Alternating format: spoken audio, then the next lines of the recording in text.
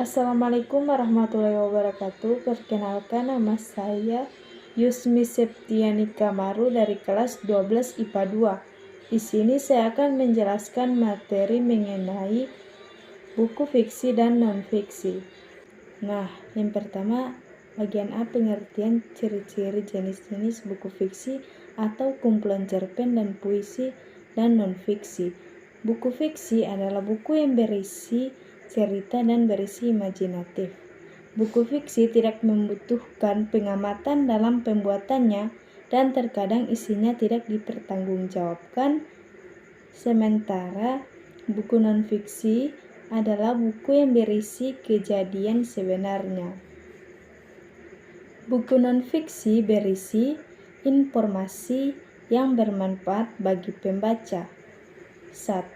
Ciri-ciri buku fiksi yaitu menggunakan gaya bahasa, menggunakan kata-kata yang bersifat konotatif, dan berdasarkan imajinasi atau hayalan.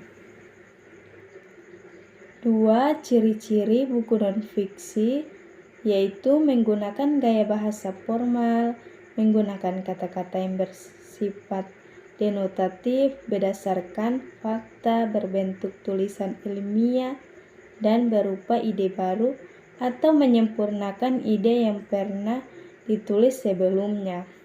3. Sementara itu, buku yang termasuk buku fiksi yaitu novel, roman, kumpulan cerpen, kumpulan puisi, dan drama. 4. Berdasarkan isinya, buku non-fiksi atau pengayaan dapat dibedakan yaitu buku non-fiksi pengetahuan, buku pengayaan keterampilan, dan buku pengayaan kepribadian. 5. Buku non-fiksi meliputi beberapa unsur yaitu cover buku atau sampul buku, memuat judul buku, nama penulis, dan nama penerbit, kata pengantar, berisi penjelasan tentang isi buku secara keseluruhan, latar belakang dan tujuan penulisan, serta manfaat isi buku.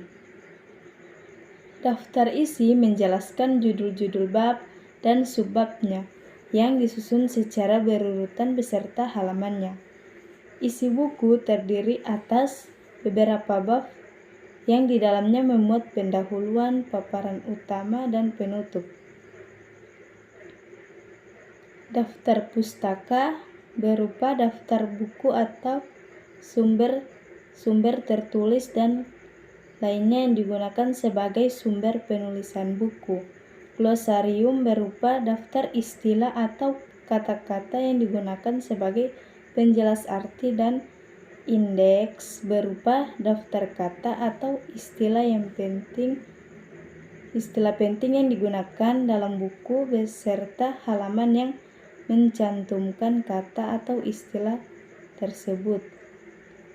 Kemudian unsur-unsur penting dalam buku fiksi yaitu 1. Unsur intrinsik buku fiksi yaitu yang pertama, tema adalah makna yang dikandung oleh sebuah cerita. Yang kedua, latar disebut landas tumpu cerita. Yang ketiga, penokohan adalah pelukisan gambaran jelas tentang seseorang yang ditampilkan dalam sebuah cerita. Yang keempat, sudut pandang merupakan cara pandang yang digunakan pengarang sebagai sarana untuk menyajikan tokoh, tindakan, latar, dan berbagai peristiwa yang membentuk cerita.